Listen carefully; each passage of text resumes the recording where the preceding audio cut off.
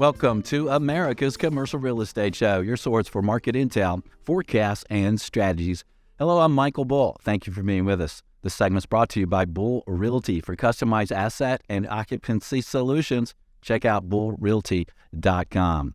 Well, today we have a show that I've been looking forward to for a while. You know, with what went on with COVID and manufacturing overseas, with supply chain issues, with the migration around the country and people and companies moving, what is the story? What are companies thinking now, and what should they be thinking about for their corporate relocation and their locations for manufacturing and for their headquarters? Please welcome my guest. It's John Boyd. John is principal with the Boyd Company. John, good to see you. Michael, it's great to be back. Well, great. And you just completed a report on the kind of the top U.S. cities for relocations. And tell us, you know, how do you do this report, and who's at the top? Who's winning? This is really an exciting report. It reflects the types of post-pandemic new normal head office corporate site selection trends that we're seeing, projects that our clients are doing, as well as data requests that come into our bizcost.com platform. And we've identified a criteria here for this list of top 30 submarkets. We know that by and large, submarkets are outperforming downtown urban cores with respect to space absorption and rental rates. There's some outliers, Miami being one of them, but there's really a preference towards lower cost, more manageable submarkets today. And the criteria that we use for this particular study, these are submarkets located in superior tax climates, states that lack either a personal or corporate income tax, submarkets close to an airport that also have hospitality infrastructure in place to accommodate client servicing activities and corporate training events, markets with low operating costs, areas that are successful with talent in-migration. These are markets, many of which in the Sun Belt, that have been the big winners in the war of attracting people and skill sets and businesses. Also markets that have attractive lifestyle amenities and a diverse housing portfolio for relocating workers. Yeah, and it makes sense. And then when you look at the manufacturing side of locations, are more companies looking to do their manufacturing in the U.S. with what happened and with COVID? And right, reshoring is a major priority for many manufacturers. Also nearshoring, we're seeing Mexico get a lot of projects that maybe would have went to China 10 years ago, or other options in Asia. Of course, the pandemic really highlighted the hidden costs associated with having too much supply chain concentrated in Asia and our other remote parts of the globe. Reshoring is happening particularly in high-growth industries like semiconductors, the EV industry. Of course, these are industries also supported by the federal government with enormous new tax incentives. Right. And how much are tax incentives important these days? You just mentioned a lot of important reasons for your relocation of your corporate headquarters. How much are tax incentives still playing into it? Incentives are very important. They're very contentious today amongst lawmakers and the public, but they're very important for site-seeking companies. It's very expensive and costly to relocate a facility or to do a new facility. So incentives are something that site-seeking companies expect. We call incentives really a necessary evil. And it's also a signal that, you know, the state is willing to partner with the company to make the project a successful one. So you've got the states with maybe no income tax, personal income tax, right? And those states, are those the states that are kind of winning? They are. I mean, and the proof is in census data. You look at where people are moving. Okay, the last year, 320,000 people moved to Florida last year. That's enormous. It's over 900 people a day. That's one of the big stories in the commercial real estate industry, is the massive migration of people and businesses to states like Nevada and Florida and Texas and Tennessee and Georgia. You know, and it's in sync with what we're seeing with our submarket report. You look at some of the top-rated markets. Minden, Nevada, for example, the high-growth submarket in Reno. It's one of the popular landing spots for companies leaving the Bay Area. It's close to the Tesla Gigafactory in Reno, one of the nation's largest industrial parks at Tahoe Regional Industrial Park. You look at some of the high-growth submarkets in Florida. We recently named Punta Gorda and Ponte Vedra, some of the top two office submarkets in Florida. This is a time of hypermobility. Yeah, some of our clients that we were visiting that own office buildings, I lead a team that sells them.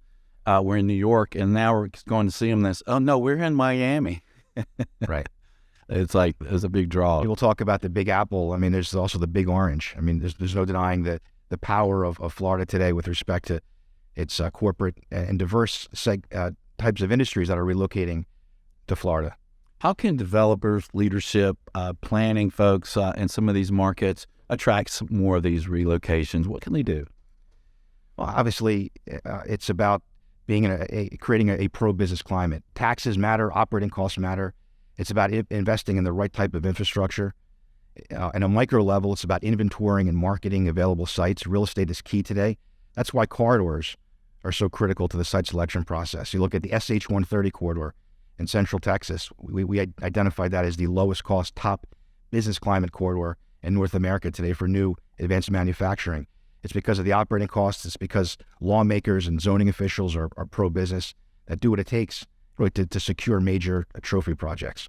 How important is labor availability in these markets? Labor is critical. The reason we approach a manufacturing project in the perspective of a corridor is to really maximize labor assets, maximize the ability to recruit and retain a workforce. We all know about the Great Resignation and the labor shortages impacting key sectors of manufacturing today. Also, you want to maximize your options with respect to real estate, industrial megasites, as well as residential homes to accommodate your workforce. What are some of the states and cities and markets that have really been winning over the last year or two? Obviously, Texas, Tennessee, Florida, Georgia, the Carolinas, Arizona, and Nevada are really states that really have done an excellent job positioning themselves, really putting the red carpet out to welcome migrating companies, leaving high-cost anti-business markets like New York and California. Now, you asked me about building a business climate. I mentioned taxes and spending and infrastructure, but also lifestyle policies matter. Okay, things like no cash bail and New York's new congestion pricing scheme are not going to be a friend to developers in Manhattan that want to lure people back into the office. Yeah, I guess you got to think about those things for your future economy of your market, right? And when you make these changes, right. And another reason why submarkets, suburban markets, are outperforming a lot of the downtown urban cores is because of that. It's because of public safety. You look at some of the building amenities now being offered to attract people back into the office. A lot of these amenities are focused on security. More surveillance cameras, more security guards, and even valet parking. That's a popular amenity that we're seeing. What are some of the other markets that are leaders in your report?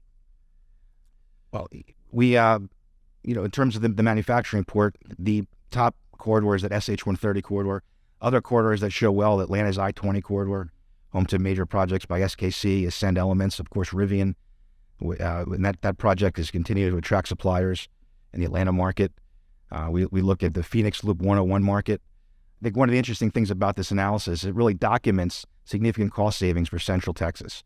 You look at the enormous cost savings on that SH-130 corridor linking Austin and San Antonio.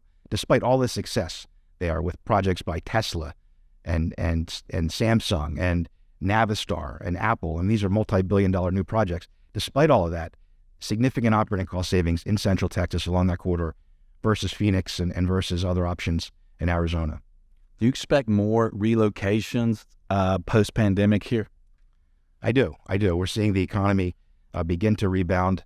As interest rates stabilize, I think we're going to see more investments. I think housing is an interesting part of the story. Look at some of the high growth markets in the Sun Belt. There's really an enormous demand for new housing, more density, more transit-oriented mixed-use development. Florida is a great study, a case study in this. I think one of the largest new planned communities, Babcock Ranch, introducing 20,000 new homes in Southwest Florida. That's an interesting project to keep an eye on. What might surprise people in these reports, or maybe that surprised you as you got into it deeply? I think, one surprise is just how affordable some of these markets continue to be, despite the exodus out of the Bay Area, California, and New York. Despite those economies losing thousands and thousands of workers each year and thousands of projects, we haven't seen a dramatic decrease in the cost of doing business in those markets. In other words, they're not doing anything about it, right? Right. There is a common denominator among successful states today. It's states that really prioritize economic development and promote industry attraction. Yeah, like Governor Kemp here in Georgia, right? It's done an excellent job. I mean, the Hyundai project, Rivian, models for other states with respect also attracting suppliers also. What advice would you give a company that's in the beginning stages of considering a relocation of their headquarters? Well, you want to analyze all factors. I mean, operating costs matter. The labor and recruiting dynamics are critical. Housing is a new factor. I mean, we really pay special attention to housing today as part of the site selection process. When we look at things like available incentives, okay, that's a key site selection factor. One of the things impacting Texas now is the 313 incentive, the property tax exemption. We expect that to come back on stream in some form this year. Another takeaway here, Arizona is making a full court press for semiconductor industry versus Texas. This report documents that even without that incentive, very compelling operating cost advantages in Central Texas versus the Phoenix market. And it's funny, people ask where that 313 incentive ever came from. It was when Texas lost an Intel chip plant back in the early 90s to Arizona. So in the wake of losing Micron to New York, a lot of lawmakers are revisiting this exemption, and everybody that we talk to expects some version of it to get back in place pretty soon. What about tech companies? What are some top markets for relocation of big tech companies? Well, human capital is everywhere now. And this idea of the hub and spoke model, it's what our clients are increasingly doing. We have one decentralized head office, but other smaller offices to tap into regional talent pools, and often for the tech industry to partner with local research institutions like Georgia Tech or other emerging areas of excellence. It could be an NSA designated center of excellence for a telecommunications firm, for example, or a company that specializes in drones with avionics and aerospace. So people are moving to where they want to live. They want to lower their cost of living. They want to lower their tax obligations. They don't feel the only way to have a future in tech is to live and work in the Bay Area or Silicon Valley or Boston anymore. There's options emerging in some of these new hot tech markets, most of which happen to be in the Sun Belt. Yeah. Well, it's interesting. And as you talk to these major companies about their locations and site locations, what are you hearing as a recent trend? Here we are in February of 2023, and there's been a lot of talk about working remote or working from anywhere and hybrid, and then some CEOs coming in and saying, look, we want you in the office. What's kind of the latest trends that you're hearing from some of these big companies about remote work or in office? Right. I think based upon what our clients are telling us, based upon data requests coming into our bizcost.com platform, remote working is here to stay. Some companies will define that as 2 days a week. Some will define that as 3 or 4 days a week. Starbucks came out recently as mandating 4 days a week. And there's some takeaways there. There's consequences for these big urban centers. Now you think about the loss of revenue associated with public transportation of workers commuting into the city every day, or money not being spent on local retail or restaurants. The budget crisis that these major cities are incurring is something that lawmakers really need to deal with. But remote working is here to stay to some degree because of the enormous cost savings that companies can realize by streamlining their real estate. Also, it's emerged as a really powerful recruiting tool. This is a very difficult labor market. Employees want the flexibility to work remotely at least 2 or 3 days a week. What's the latest you're hearing from some of these big companies about the availability of talent? The Fed keeps raising rates, trying to cool down the economy, and we're seeing some layoffs. Are these companies telling you they're seeing anything differently recently? A lot of major layoffs, particularly in the tech industry. These are companies that were flush with cash just a few years ago. But in this new normal, where we're streamlining operating costs is really imperative, we are seeing layoffs. And a layoff isn't not necessarily a bad thing for a labor market. It helps other employers tap into a workforce. It helps mitigate some of the challenges that corporate America has dealt with over the past couple of years with respect to just an historically difficult, tight labor market. Yeah, and I think if you're a leader in a company and you feel like it helps your employees in your company for folks to be together and be in the office, it would seem a loosening labor market could help with that situation. Absolutely. And, we talk about submarkets. One of the appeals of the submarkets that we are prioritizing, they have proximity to hospitality and travel infrastructure. So when the offices do meet, it's in an area where you can accommodate, serving to a global marketplace, airport access, hospitality infrastructure, hotel rooms. These are something that many of our clients that really have gone full scale with this hybrid model are really prioritizing that type of hospitality infrastructure. Are you seeing any more emphasis on wellness and health in these relocations? And yeah, I mean, that one of the building amenities now that is very popular, expanded gym, different types of diet offerings to accommodate, more diverse workforce, a workforce that's really prioritizing being healthy. These are all amenities that are really important for buildings that really want to get people back in the office. Yeah. Yesterday I was in the corridor here on the top floor of our building, and somebody was rolling in some cases of syrupy drinks, sweet syrupy drinks, and they were headed to our door, and I'm like, that's not coming in our office. And they went, actually, you're right. It goes to the office across the hall. It's not, we're into wellness. We took out all the chocolates and candy and put in health food, and then we took out the sweet drinks and put in more healthy drinks, and took out and brought in the fresh flowers and more plants. So we need to attract folks back into a healthy environment. Absolutely. The days of the 3 martini lunch or smoking a cigarette at your office, and those days are long gone, and it's history. Dang, I can't believe it. I was hoping. It doesn't have to be. Maybe one day a week. That could be an amenity one day a week. Yeah, I thought we were going to have martinis and cigars after this.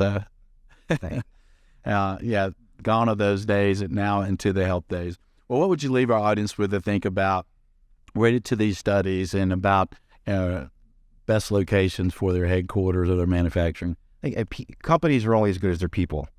And, there are business climate deniers that continue to sort of dispute the exodus out of California and New York, but the data is real.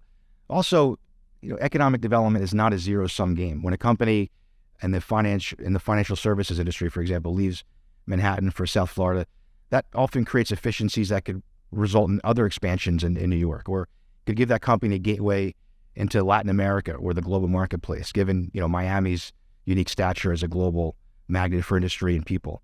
So those are 2 sort of caveats, I think, associated with this idea of the Great Migration. All right. Well, John, great information. Thanks for joining us again. Thank you, Michael. All right. If you'd like more information from John, reach out to him. Their website is theboydcompany.com. Thank you for joining us today. And, hey, appreciate if you could share the show with others. Pay it forward, right? And if you'd like to connect with us on your favorite social media, please do so. If you'd like to contact me, I'm Michael at bullrealty.com. Until next week, be sure you always lead, learn, and laugh. And join us for America's Commercial Real Estate Show.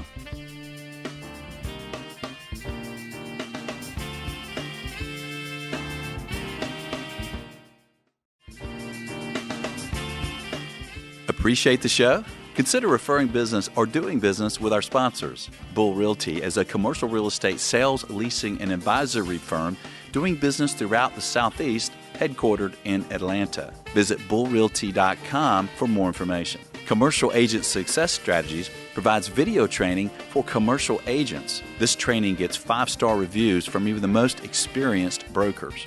Learn more at commercialagentsuccess.com. You're invited to connect with us on your favorite social media. You can find us on LinkedIn, Facebook, and Twitter. Don't miss a show of special interest to you. Be sure and subscribe to the show on YouTube and Apple Podcasts.